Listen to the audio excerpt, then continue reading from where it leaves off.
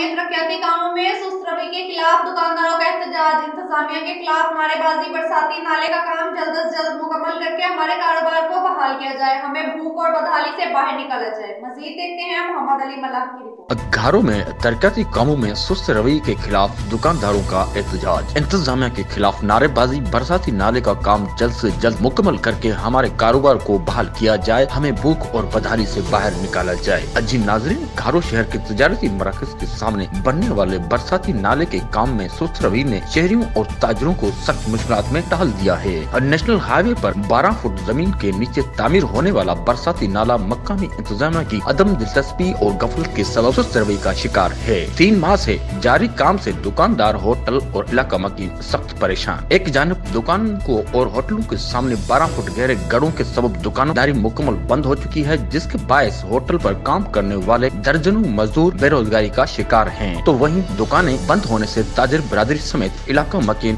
راستہ بند ہونے کی وجہ سے سخت مشکلات کا سامنا کرنے پر مجبور ہیں، جس سے بیزار ہو کر علاقہ مکینوں اور تاجر برادری نے صالح محمد چانڈیو کی قیادت میں انتظامیہ کے خلاف احتجاجی مظاہرہ کیا اور انتظامیہ سے مطالبہ کیا کہ برساتی نالے کے کام کو جلد سے جلد مکمل کیا جائے، ورنہ وہ اپنے احتجاج کے دائرہ کار کو مزید بڑھا دیں گے۔ کیمرہ ٹیم کے ساتھ محمد علی ملاح، راز نیوز، گھارو۔